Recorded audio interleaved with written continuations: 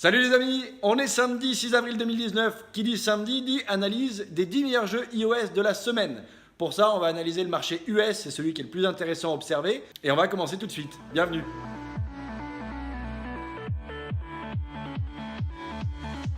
Salut les amis, c'est Charles Gauthier, j'espère que tout va bien de votre côté. Je suis ravi de vous retrouver aujourd'hui pour cette nouvelle vidéo de ce format d'analyse du classement des 10 meilleurs jeux de la semaine. On va commencer tout de suite, mais si tu es nouveau et que tu n'as jamais vu mes vidéos, pense à t'abonner à la chaîne. J'essaie de mettre plusieurs vidéos en ligne par semaine pour te partager des conseils, mon retour d'expérience et également te partager des analyses du marché pour t'aider à vivre de ta passion pour la création de jeux. Du coup, je vais lancer ma capture d'écran, je vais t'afficher ça juste à côté. Là par exemple sur Sensor Tower, on va aller dans l'onglet Top Chart and News, le sous-onglet Top Chart et le sous-onglet App Store Rankings. Tu le sais, d'habitude je n'observe jamais le marché Google et si tu es nouveau, je ne l'observe pas tout simplement parce que l'attention, l'argent est majoritairement porté sur iOS et c'est là qu'on peut faire des bonnes analyses pour faire des hit games demain.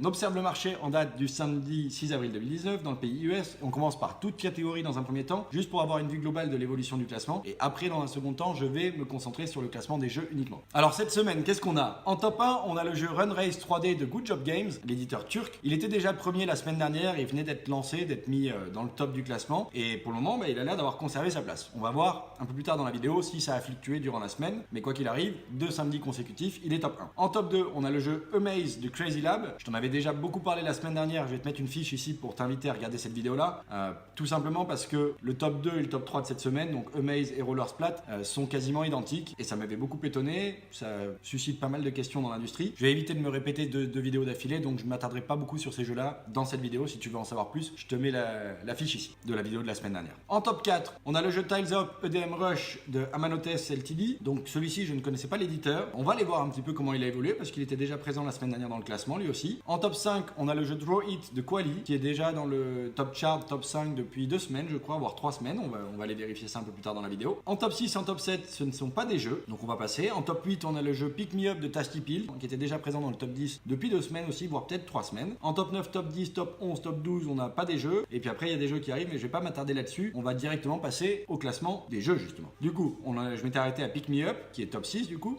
dans ce classement là. En top 7, on a le jeu Color Bomb 3D de Good Job Games. Bon lui, j'en ai déjà parlé plus d'une fois, j'ai même fait un reverse engineering de ce jeu là, donc je vais te mettre une vidéo ici. Et bon, ce jeu, ça fait 1 mois et demi qu'il est dans le top 10, donc on va voir un petit peu comment il va performer dans le temps par la suite. En top 8, on a Mr. Bullet Spy Puzzle de Lion Studio. Ça fait quelques semaines qu'il est dans le top 10 aussi, au moins 2 semaines je pense, on va aller vérifier ça juste après. En top 9, on a un jeu qu'on avait encore jamais vu dans le top 10, un jeu de l'éditeur Zplay qui s'appelle Idle Grass Cutter. J'imagine qu'il surfe sur la vague du jeu de vaudou qui s'appelait Grass Cut. On va aller voir en quoi ça consiste, en tout cas ils l'ont revisité en mode idle apparemment, enfin c'est une intuition de ma part, j'irai vérifier, je l'ai même pas ouvert, pas joué. En top 10, on a MLB Tap Sport Baseball 2019 de Glue Games Inc. La semaine dernière, il était déjà dans ce top 10 et on avait vu visuellement que c'était un jeu qui était un peu en dehors du scope des hyper casual games. Donc je vais pas m'attarder là-dessus et on va directement passer à l'analyse du classement jeu par jeu de ce top 10. Du coup, on va se concentrer déjà sur le top 1, Run Race 3D de Good Job Games. Il est resté premier toute la semaine, sauf mercredi où il est retombé deuxième.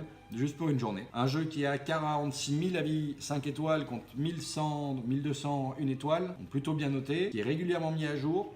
Il a fait plus d'1 million de téléchargements au mois de février, donc à voir ce que ça va donner sur le mois de mars, il n'y a pas encore les données. J'ai pas grand chose de plus à te dire sur ce jeu vidéo, je t'invite, tu peux toujours voir la vidéo de la semaine dernière, j'en avais également parlé parce qu'il était déjà dans le top 10, donc je vais pas me répéter vis-à-vis du contenu graphique et autres, j'en ai déjà parlé dans l'autre vidéo, je t'invite à aller la voir. Pour le moment, un jeu qui performe bien, à voir s'il va se maintenir dans ce top 1, top 2, et combien de temps. On vérifiera ça samedi prochain, ce sera intéressant de voir si le jeu performe et reste longtemps top 1 ou pas. Si on retourne au classement des jeux, du coup en date du 6 avril, on avait en deuxième jeu Amaze, le jeu de Crazy Lab qui copie celui de Vaudou, le Roller Splat. Qui copie quoi, comment ça se passe, on n'a pas le fin mot de l'histoire, mais quoi qu'il arrive, Amaze est sorti après Roller Splat.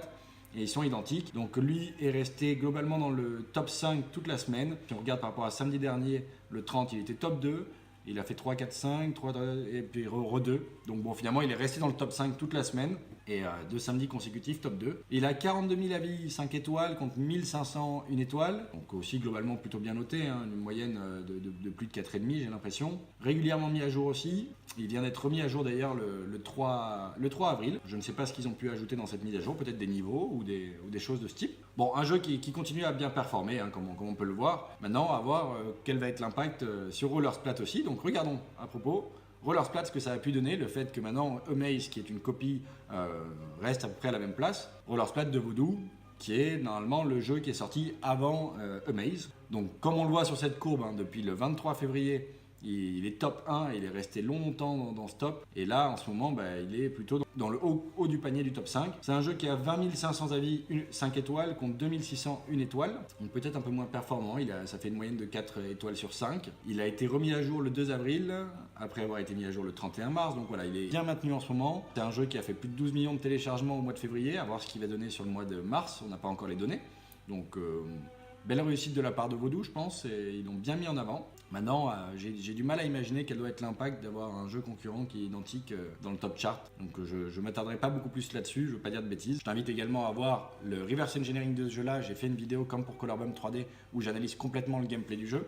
Je te mettrai une fiche ici. Je t'invite également à aller voir la vidéo de la semaine passée dans cette même playlist, celle du 30 mars, parce que j'en parle un peu plus. Du coup, on va s'intéresser au top 4, Tiles Hop de Amanotes Ltd, qui lui a 3700 votes 5 étoiles contre après 300 1 étoile, qui lui fait une moyenne à 4,5 en gros, qui est pas mal. Un jeu qui est dans le top 5 depuis le début d'avril. Ok, donc c'est un jeu, voilà, top 5 depuis une petite semaine. Un jeu qui visuellement est intéressant, je trouve, il se différencie un peu des autres, c'est très contrasté, c'est clair, c'est évident. Il y a pas mal d'avis positifs. Dernièrement mis à jour le 5 avril, le 30 mars, le 19 mars, donc voilà, le studio le maintient bien. Je serais curieux de voir ce que ça va donner dans les semaines prochaines sur celui-ci, parce qu'on voit sur la courbe qu'il a quand même été un peu en dents de scie sur le top 200 en gros, et que là, depuis quelques jours, il est en boost. Bon, pour Tiles Hop, je vais pas t'en dire beaucoup plus, parce que je ferai certainement une vidéo reverse engineering de ce jeu-là. On va attendre que la machine à café s'arrête.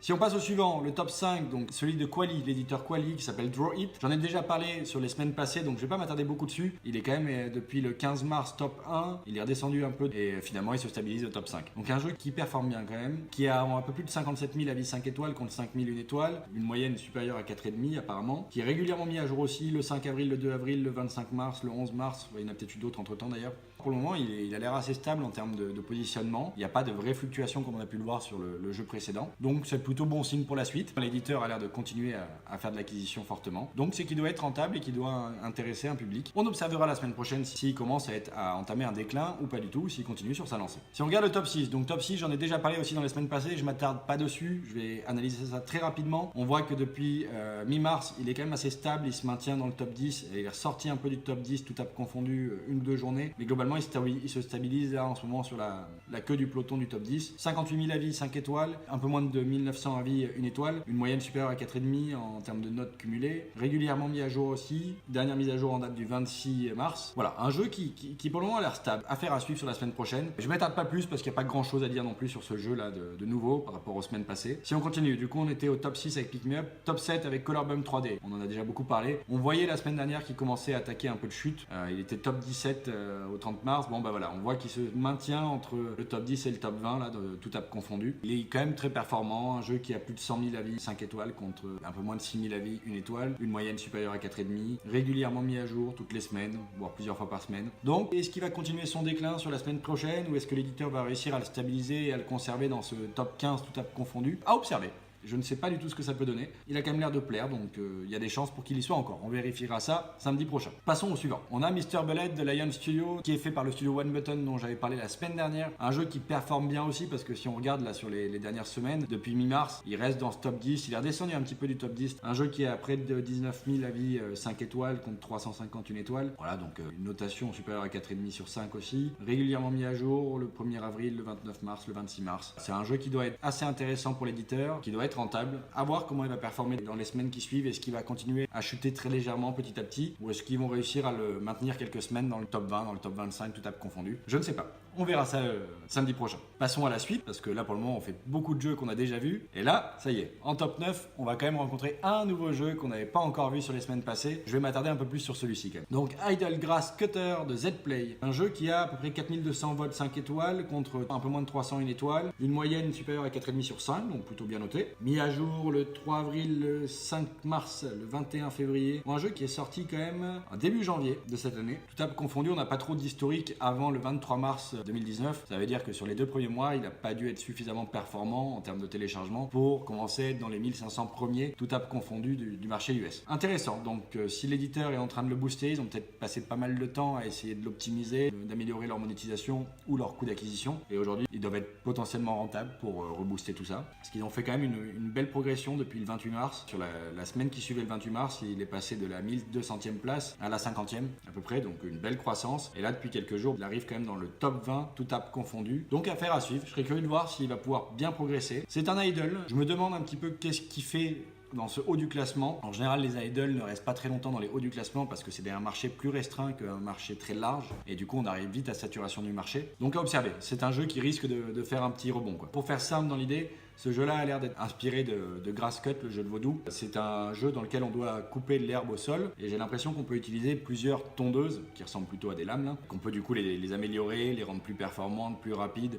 N'hésite pas à me dire dans les commentaires si ça t'intéresse que je fasse une vidéo spécifique à l'analyse d'idle game ou à décortiquer un petit peu les mécaniques qui sont souvent utilisées dans les idle games. Moi, c'est quelque chose qui m'intéresse également en tant que créateur de jeux et que propre éditeur ou pour travailler avec d'autres éditeurs. Je connais des éditeurs qui sont intéressés particulièrement par ce type de jeu, d'autres beaucoup moins. Donc c'est aussi des choix stratégiques. Mais en tant que créateur de jeu, je pense que c'est intéressant de s'intéresser aux mécaniques d'idle parce qu'on peut mettre n'importe quel type de gameplay dessus quasiment. Alors attention, peut-être pas se lancer là-dessus sur un premier jeu. C'est quand même beaucoup de structures à mettre en place pour créer des idoles. Concentre-toi d'abord sur le gameplay, c'est le plus important. Bon voilà, je sais pas trop quoi dire de plus sur ce jeu-là. Vu que c'est un idle, je suis quand même un peu curieux de voir comment il va se maintenir dans ce top 20 là. Est-ce qu'il va y rester dans ce top 20 US tout app confondu? Ça serait quand même une belle chose pour eux, surtout sur de l'idle. À voir. Surprise, on va voir ça samedi prochain. Si on revient au classement général, en top 10, on avait MLB Tap Sport Baseball 2019. Je te montre rapidement les screenshots du jeu. Tu vas vite comprendre pourquoi je passe pas de temps dessus. Voilà, visuel très réaliste. Ça n'a rien à voir avec les jeux hyper casual game qu'on souhaite faire ou qu'on aimerait faire, les petits studios ou les indépendants tout seuls. Donc je m'attarde pas dessus. Je t'invite à aller le regarder bien sûr si ça t'intéresse. C'est toujours intéressant de faire de la veille sur ce marché. Et je vais pas aller beaucoup plus loin. Je vais m'arrêter à ce top 10. Les autres, j'en ai déjà parlé pas mal dans les précédentes vidéos. Bon voilà ce que j'ai à te partager sur cette semaine. Du coup, on voit qu'il y a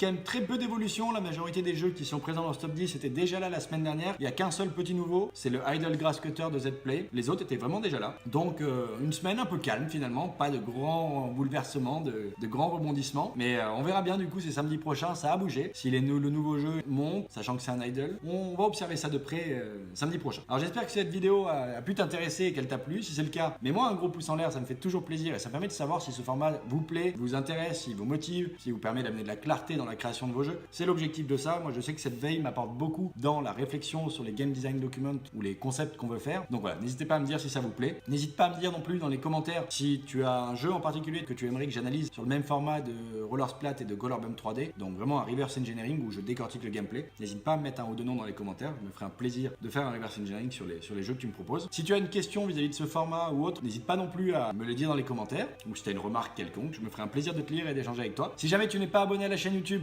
pense à cliquer sur le bouton rouge sous la vidéo et n'oublie pas d'activer la cloche de notification pour être notifié de chaque nouvelle vidéo que je mets en ligne. C'était Charles Gauthier, créateur de la chaîne Jeux Vidéo Pro. Je te remercie de m'avoir écouté, je te dis à très vite pour une prochaine vidéo.